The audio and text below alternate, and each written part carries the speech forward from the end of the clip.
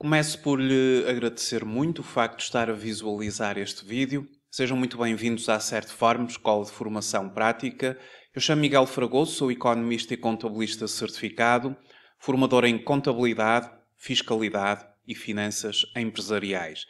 Este vídeo faz parte da rúbrica Trate as Finanças por Tu. Hoje vou falar sobre IVA. Tenho 10 perguntas sobre IVA e as suas correspondentes respostas. Antes de iniciar a apresentação, a Certform desenvolve a matéria do IVA em vários dos seus cursos práticos.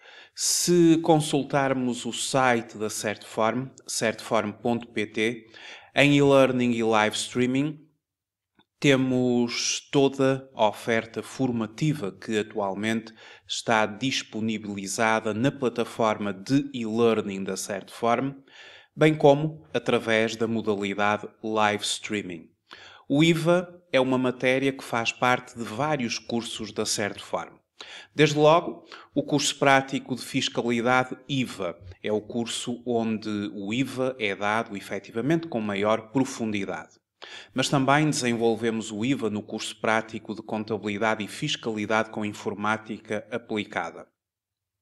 No curso prático de gestão fiscal, IRS, Segurança Social, IVA, IRC e impostos diferidos, e no mini MBA em Finanças Empresariais e Fiscalidade Aplicada, o módulo de Fiscalidade Aplicada envolve não só o IVA, como também o IRC. O IVA é igualmente desenvolvido no curso técnico de Contabilidade e Administração Empresarial com Informática Aplicada. No site da Certform pode consultar a nossa oferta formativa em e-learning e em live streaming. Os cursos são feitos online e, consequentemente, eles podem ser feitos a partir de qualquer parte do globo. Atualmente a Certform tem formandos de Portugal continental, dos Açores, da Madeira, mas também do continente africano e especialmente de Angola, de Moçambique, de Cabo Verde, de Santo Tomé e Príncipe. A Certform tem formandos do continente americano, muito particularmente do Brasil, mas imigrantes portugueses que estão noutros países fazem cursos a partir desses mesmos países, uma vez que, sendo a formação online, ela está disponível em qualquer parte do globo. No site da Certform pode também consultar a área de testemunhos, onde, de forma autorizada, vários dos nossos antigos formandos manifestaram a sua opinião sobre a formação que fizeram na Certform. Estes testemunhos constam dos formulários de avaliação à qualidade da formação, que no final de cada ação de formação nós damos aos nossos formandos para que os mesmos avaliem a Certform. E alguns manifestam a sua opinião e permitem-nos, autorizam-nos que coloquemos no site da Certform e está disponível para a leitura e para, efetivamente, poder ter também acesso às opiniões de vários dos formandos que ao longo destes anos têm vindo a fazer cursos de formação na Certform. Hoje vamos então falar sobre IVA e para tal eu preparei 10 questões sobre o IVA, muito particularmente relativamente à localização das operações. Efetivamente, a matéria da localização das operações é provavelmente a matéria mais importante do IVA, a mais complexa, muito desenvolvida nos nossos cursos práticos, e eu hoje faço aqui 10 questões básicas sobre localização de operações em IVA. A primeira questão que eu coloco e que vou responder é a seguinte: o que é localizar uma operação para efeitos de IVA? O que é que significa localizar uma operação? Bom, A resposta consiste no seguinte. Localizar uma operação para efeitos de IVA significa determinar em que Estado-membro e, consequentemente, em que ordenamento jurídico, com especial relevância para as taxas de IVA a aplicar, essa mesma operação será tributada. Estabelece assim no Código do IVA um conjunto de elementos de conexão que permite determinar o Estado-membro que tributará a operação. Nesse âmbito, a localização de operações segue regras diferentes, consoante se trate de bens ou de prestações de serviços. A localização de operações baseia-se no seguinte. Nas transmissões de bens, as exportações estão isentas de IVA, mas conferem direito à dedução. Trata-se de uma isenção completa. As importações, que por regra liquidam IVA na alfândega ou na declaração periódica do sujeito passivo, se aplicável esse regime especial. Em alguns casos, as importações podem beneficiar de isenção. Depois, nas operações intracomunitárias, business to business, significa que tanto o vendedor como o adquirente, ambos são sujeitos passivos, aplica-se o princípio do destino. A operação é localizada no Estado-membro adquirente, destino, sendo que este pratica uma operação de reverse charge. Ou seja, na sua declaração periódica do IVA, liquida o IVA devido no seu país de residência e, se tiver direito, deduz o respectivo IVA. Já nas operações intracomunitárias business to consumer, ou seja, estamos a falar de operações em que o vendedor é um sujeito passivo e o consumidor não é não sujeito passivo, ou neste caso o comprador é um não sujeito passivo. E eu digo aqui, o vendedor é sujeito passivo, mas o comprador é particular. Aplica-se a regra da origem, ou seja, a operação é localizada no Estado-membro do vendedor, sendo que este liquida o IVA. Nós, nas aquisições intracomunitárias de bens, em que o adquirente é uma entidade pública ou um sujeito passivo isento pelo artigo 9º, sem direito à adoção, existe um limiar de 10.000 euros, aqui em Portugal, em que a operação passa a ser localizada no Estado-membro do vendedor para o Estado-membro do adquirente. Ora, ainda sobre as regras de localização, as regras de localização das operações em IVA ou em RITI, que é o regime do IVA nas transmissões intercomunitárias, procuram sempre responder a duas questões. A primeira é onde é localizada a operação, isto é, em que Estado-membro se localiza aquela transação de bem ou serviço. A segunda questão é quem tem a obrigação, no Estado-membro da localização da operação, de liquidar o IVA. Vamos então à segunda questão. Em que consiste o mecanismo chamado reverse charge? Bom, o reverse charge é também denominado por autoliquidação. Mas eu vou explicar o que é que significa este mecanismo. Reverse charge consiste no facto de o adquirente, ou também denominado comprador, substituir-se ao prestador ou ao vendedor na obrigação de liquidar o IVA. Trata-se do mecanismo de autoliquidação, ou seja, o adquirente terá de liquidar IVA no Estado-membro onde é residente e onde entrega a sua declaração de IVA em função do seu regime de tributação. Sendo assim, reverse charge significa liquidação eventual dedução do IVA por parte do adquirente.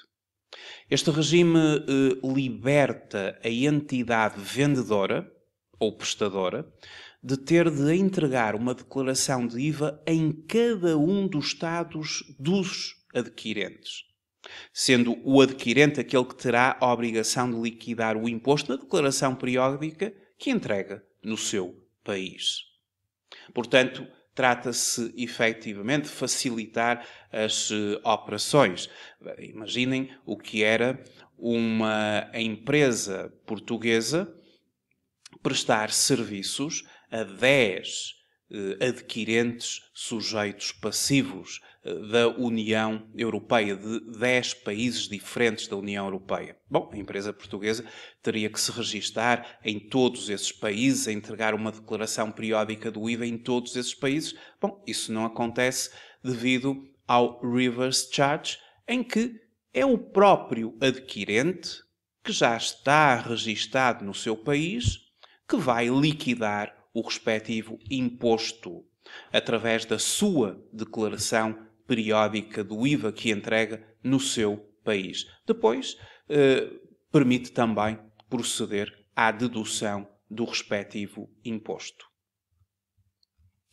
A minha terceira questão para hoje sobre o IVA é a seguinte: quais são as duas regras gerais de localização das prestações de serviços? Bom, a localização das prestações de serviços é uma matéria que está contemplada no artigo 6º do Código do IVA, a localização das operações. Este é um artigo muito complexo, estabelece as duas regras gerais da localização das prestações de serviços, mas estabelece uma série de exceções. E são mais as exceções do que as regras gerais. Pelo que comecemos por referir quais as duas regras gerais e no que toca às prestações de serviços estabelecidas pelo artigo 6º do Código do IVA, o artigo da localização das operações. Segundo o artigo 6º, número 1, a linha A do Código do IVA, nós temos o seguinte. As regras de localização para as prestações de serviços constam, como eu já referi, no artigo 6º do Código do IVA. Nas prestações de serviços existem duas regras gerais. No business to business, que é quando os dois, ou seja, o prestador e o adquirente, os dois são sujeitos passivos, a operação localiza-se no Estado-membro do adquirente. Esta é a regra geral para business to business. Os dois são sujeitos passivos e a operação é localizada no Estado-membro do adquirente. E aqui vai-se aplicar o reverse charge, ou seja, vai ser o adquirente que vai liquidar, pagar o IVA e depois poderá vir a deduzi-lo. Depois temos uma outra regra geral, que é a regra business to consumer. Aqui, nesta regra, temos o adquirente como sujeito passivo e o respectivo prestador. O prestador do serviço é um sujeito passivo e o adquirente não é sujeito passivo. E esta operação localiza-se no Estado-membro do prestador. O prestador, ele é o sujeito passivo, o adquirente não é sujeito passivo. A operação localiza-se no Estado-membro do prestador. E este é aquele que vai ter que liquidar o IVA. Todavia, nas prestações de serviço existem diversas exceções a estas regras gerais. Assim, deve-se primeiro verificar se a prestação de serviço específica não está numa das exceções. Caso esteja, deverá aplicar-se o estabelecido na exceção. Só no caso de a prestação de serviços não se enquadrar numa das exceções é que se deve usar as duas regras gerais. O artigo 6º prevê, a partir do número 7 até ao número 15, um conjunto de exceções às duas regras gerais. Para a localização das prestações de serviços, devemos verificar em primeiro lugar se a operação em causa não está prevista numa das exceções. Apenas na eventualidade de a operação concreta não se enquadrar em nenhuma das diversas exceções, podemos aplicar as regras gerais. Resumindo, quando os dois, tanto o prestador como o adquirente, são os dois sujeitos passivos, estamos perante uma operação B2B ou business to business. Esta operação é localizada no Estado-membro onde o adquirente está efetivamente estabelecido. Imaginem, por exemplo, uma empresa portuguesa que presta um serviço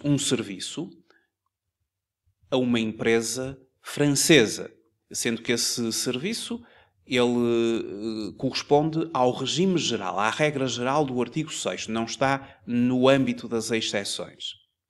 Bom, em primeiro lugar, nunca esquecer que nós devemos sempre utilizar o sistema de intercâmbio de informação sobre o IVA, o VIES, para validação do número de IVA. Ou seja, a validação do número de identificação para efeitos de IVA, para verificar se, de facto, o adquirente ele é sujeito passivo. Alerto para utilizarmos o site da Comissão Europeia para fazermos o teste, verificarmos, procedermos à verificação quanto ao número de IVA. Depois, considerando que o adquirente é sujeito passivo, a operação localiza-se em França. A empresa portuguesa presta um serviço a uma empresa francesa. A localização da operação é onde o adquirente é no Estado-membro do adquirente, portanto, será em França. Já, por exemplo, uma empresa portuguesa adquire um serviço a uma empresa italiana. Ambos são sujeitos passivos. O que é que nós vamos considerar? Que a operação é localizada em Portugal, que é onde a empresa portuguesa adquirente está efetivamente sediada. Isso significa que a empresa portuguesa vai aplicar um mecanismo reverse charge. Ela é o adquirente, mas vai liquidar o IVA e tem direito à sua dedução. Então, mais uma questão, e agora a questão número 4. Existem exceções às duas regras gerais? Existem. Existem várias exceções às duas regras gerais.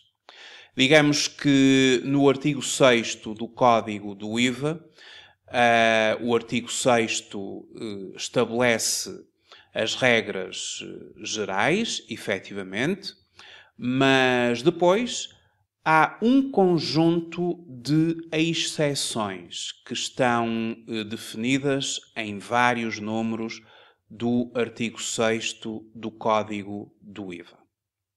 E como eu tinha dito, nós para procedermos à localização das operações, e quando se refere a prestações de serviços, o ideal é seguirmos a seguinte metodologia. E a metodologia prende-se com o seguinte: uma vez que nas prestações de serviço existem diversas exceções às duas regras gerais, deve-se primeiro verificar se a prestação de serviço específica não está numa das exceções. Caso esteja, deverá aplicar-se o estabelecido na exceção. E só no caso da prestação de serviços não se enquadrar numa das exceções é que se deve usar as duas regras gerais. Uma empresa portuguesa adquire um serviço a uma empresa francesa, no valor de 2.000 euros. Em que Estado-membro é a operação localizada? E quem tem a obrigação de liquidar o IVA nesse mesmo Estado-membro? Aqui nós temos que analisar o seguinte. Uma empresa portuguesa adquire um serviço a uma empresa francesa. Então, os dois são sujeitos passivos. A empresa portuguesa é o sujeito passivo adquirente, a empresa francesa é o sujeito passivo prestador. Não esquecer de proceder à verificação do número de identificação para efeitos de IVA da empresa francesa através da validação do número do IVA através do site do VIES, como eu já tinha referido, muito importante a utilização para verificação dos números de contribuinte. Considerando então que foi verificado o número de contribuinte ou o número de IVA, assim é melhor, o número de IVA da empresa francesa, estamos já certos que estamos perante dois sujeitos passivos de IVA em dois diferentes Estados da União Europeia. Bom, sendo a empresa portuguesa a adquirente e considerando a regra de localização business to business, artigo 6º do Código do IVA, a operação é localizada pela regra geral e vou considerar que este serviço é um serviço que não contempla as exceções. A operação é localizada onde o adquirente está estabelecido, ou seja, a operação é localizada em Portugal. Quem tem a obrigação de liquidar o IVA, pelo mecanismo do reverse charge, é a empresa portuguesa. Como estamos perante uma prestação de serviços de 2.000 euros, a empresa portuguesa, e tendo em consideração que o prestador do serviço é um sujeito passivo, a empresa francesa, a empresa portuguesa, quando apresentar a sua declaração periódica do IVA, coloca o valor do serviço no campo 16 da declaração periódica do IVA, ou seja, os 2.000 euros. Depois, multiplica os 2.000 euros por 23%, porque sendo a operação localizada em Portugal, utiliza-se a taxa de IVA portuguesa, considerando aqui a taxa de IVA a taxa normal, e são 460 euros de IVA. E o valor do IVA liquidado a favor do Estado é colocado no campo 19.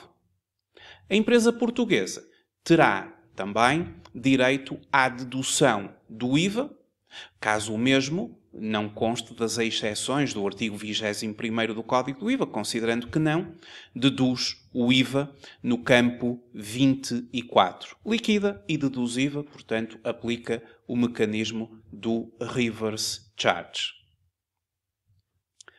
Na questão número 6, venda de bens de uma empresa portuguesa expedidos para o Brasil no valor de 200.000 euros. Será esta operação sujeita a IVA?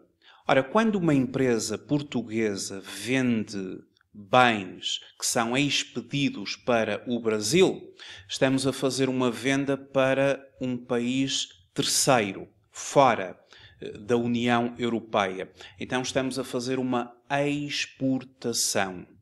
As exportações, em conformidade com o artigo 14 do Código do IVA, estão isentas de IVA.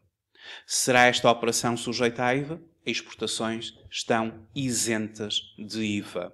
Elas são declaradas na declaração periódica do IVA no campo número 8, que é o campo para as operações que conferem direito à adoção. As exportações, efetivamente, são operações isentas do IVA, mas, apesar de isentas de IVA, a empresa continua a poder deduzir o imposto das restantes aquisições que faz. Por isso, trata-se de uma isenção completa. As exportações que estão isentas de IVA, mas conferindo direito à adoção, isenção completa. As exportações, elas são declaradas no campo número 8. que não têm correspondência a imposto a favor do Estado, uma vez que estão no âmbito de operações isentas. Mais uma questão. A compra de uma empresa portuguesa de bens provenientes da China, no valor de 300 mil euros, que dão entrada no porto de Sines. Quais são as implicações em sede de IVA? Bem, quando uma empresa portuguesa compra bens à China, e estamos a falar aqui de transmissão de bens, não é? O IVA tem esta questão, por um lado, as transmissões de bens, por outro, a prestação de serviços. Aqui estamos perante uma transmissão de bens, mas que se traduz naquilo a que se chama uma importação. Ou seja, adquirir bens de países fora da União Europeia, países terceiros, como é o caso da China. As importações, elas, do ponto de vista do IVA, e respondendo aqui às implicações em sede de IVA, nós diremos que as importações, por regra, liquidam IVA na alfândega. Ou na declaração periódica do sujeito passivo, se aplicável a esse regime especial. Atualmente, a declaração periódica do IVA já permite liquidar o imposto na própria declaração, caso a empresa, efetivamente, requeira a autoridade tributária. Em alguns casos, as importações podem beneficiar de isenção, mas considerando que não é o caso, ou a empresa paga o IVA na alfândega e posteriormente vai proceder à dedução na declaração periódica do IVA, ou se estiver autorizada. Existe para as importações o campo 18, importações de bens, cujo imposto foi liquidado pelo declarante, e aqui coloca-se o valor da base, e o respectivo IVA a favor do Estado, no campo 19. A dedução do imposto virá aqui para os campos do IVA a deduzir, do exercício do direito à adoção, caso seja mercadorias à taxa de 23%, utiliza-se o campo 24. Aliás, o campo 22. Caso seja, por exemplo, a aquisição de um ativo não corrente, a dedução será feita no campo 20. O campo 24 é para outros bens e serviços. O 22, mercadorias, a 23%, à taxa normal. O 23 para mercadorias à taxa intermédia. O 21 para mercadorias à taxa reduzida. E o 20 para ativos não correntes, ativos fixos tangíveis, ativos intangíveis, e aqui a qualquer taxa, porque o campo 20 engloba qualquer taxa. Então, mais uma questão, e agora vamos para a 8ª. Uma empresa portuguesa compra uma máquina industrial a uma empresa alemã pelo valor de 100 mil euros. Quais são as implicações em sede de IVA? Bem, estamos perante uma transmissão intracomunitária, concretamente uma aquisição intracomunitária. A empresa portuguesa compra uma máquina industrial a uma empresa alemã, na perspectiva da empresa portuguesa, é uma aquisição intracomunitária. As aquisições intracomunitárias, elas terão que obedecer ao seguinte princípio que eu passo a explicar. O princípio geral é o da tributação no destino, quando a operação envolva dois sujeitos passivos, business to business. E o da tributação na origem, quando a operação envolve um sujeito passivo, vendedor-prestador, e um não sujeito passivo, adquirente. Procura-se assim, na esfera dos sujeitos passivos, em business to business, de IVA, isentar com direito à dedução as exportações e as transmissões intercomunitárias de bens e tributar as importações e as aquisições intracomunitárias de bens. E nós aqui estamos perante uma aquisição intracomunitária de bens. E vigorando o princípio de tributação no destino, obviamente que o destino é Portugal, uma vez que, nesta operação, a empresa portuguesa compra uma máquina industrial a uma empresa alemã e, portanto, o destino é Portugal. A operação é tributada no destino e o sujeito passivo da operação é a empresa portuguesa que vai aplicar o mecanismo do reverse charge. Sendo a empresa portuguesa a compradora, ela vai liquidar o IVA e depois vai proceder à sua dedução. Por exemplo, esta questão aqui, esta aquisição intracomunitária, do ponto de vista da declaração periódica do IVA, ela seria declarada da seguinte forma. O valor da aquisição intracomunitária de 100 mil euros seria declarado no campo 12. Aquisições intracomunitárias de bens, e no caso concreto, cujo imposto foi liquidado pelo declarante, ou seja, o reverse charge. No campo 12 nós colocaríamos os 100 mil euros, no campo 13 os 23 mil euros de IVA. E depois podemos deduzir o IVA, uma vez que estamos aqui perante uma máquina industrial, a empresa vai classificar contabilisticamente esta máquina industrial nos seus ativos não correntes, é um ativo fixo tangível, um equipamento básico e, consequentemente, o IVA liquidado, aliás, o IVA dedutível, o IVA liquidado, já disse, vai para o campo 13. E o correspondente IVA dedutível para o campo 20, que é onde as empresas deduzem o IVA dos imobilizados.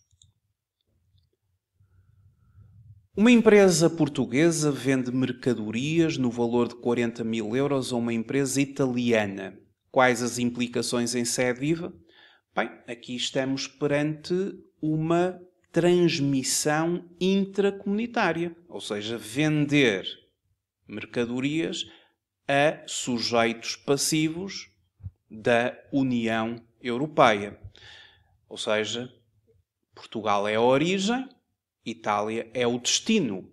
E pelo princípio de tributação no destino, a operação aqui em Portugal não é tributada. Consequentemente, o valor de 40 mil euros, não sendo tributada em Portugal, a empresa portuguesa vai, na sua própria declaração periódica do IVA, considerá-la como uma transmissão intracomunitária.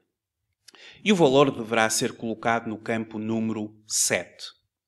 Diga-se que o campo número 7 depois necessita também de uma declaração que se chama a declaração recapitulativa, que tem também que ser enviada pela empresa portuguesa.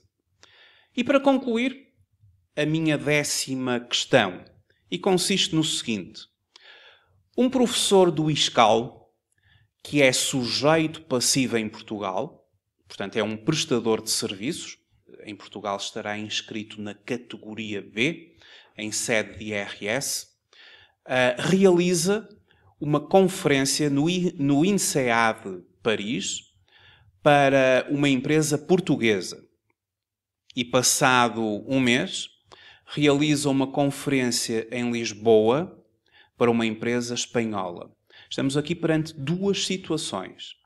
Um professor do ISCAL é um sujeito passivo, vamos considerá-lo um trabalhador independente, sujeito passivo de IVA, e presta um serviço, uma conferência no INSEAD de Paris para uma empresa portuguesa.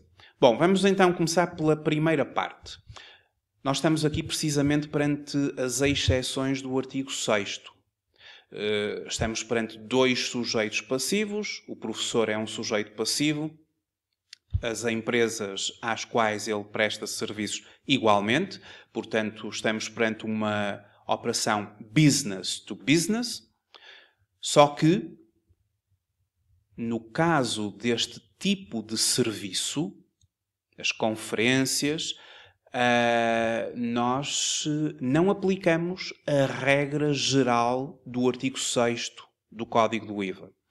Aqui, o artigo 6º do Código do IVA dá uma primazia, no caso deste tipo de serviços, aonde os mesmos são materialmente executados.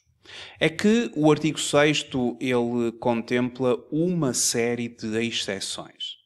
Como eu referi, o artigo 6º, número 6, a linha a regra geral business to business. O artigo 6º, número 6, a linha B, a regra geral business to consumer. E depois temos uma série de exceções, sendo que contempla as exceções as prestações de serviços relativas ao acesso a manifestações de caráter cultural, artístico, científico, desportivo, recreativo, de ensino e similares, incluindo o acesso a feiras e exposições, assim como prestações de serviços acessórios relacionadas com o acesso que tenham lugar no território nacional. E temos depois, na continuidade do artigo 6º, várias exceções, e no caso concreto deste professor, dá-se primazia ao lugar, ou vamos localizar a operação no lugar onde materialmente a mesma é executada. Pelo que, na primeira parte, sendo que a conferência foi em Paris, esta primeira conferência do professor, ela tem a sua localização em França. E quem tem que liquidar o IVA é o adquirente do serviço através do mecanismo do reverse charge. Já na segunda parte, em que passado um mês realiza uma conferência em Lisboa para uma empresa espanhola e dando então a primazia ao lugar onde o serviço é materialmente executado, esta operação ela será localizada em Portugal e consideramos que o sujeito passivo da operação, ou seja, aquele que tem que entregar o IVA, é o respectivo prestador. E, portanto, aqui um exemplo de exceção às regras gerais do artigo 6º do Código do IVA. Fica então assim feita uma abordagem a 10 questões sobre localização das operações. Sendo que, no que diz respeito ao artigo 6º do Código do IVA, a verdadeira matéria está precisamente nas exceções e que é um estudo que nós fazemos nos cursos práticos da Certiform que envolvem esta matéria do IVA. Mais uma vez, muito obrigado por ter assistido a este vídeo. Até uma próxima oportunidade. Até breve.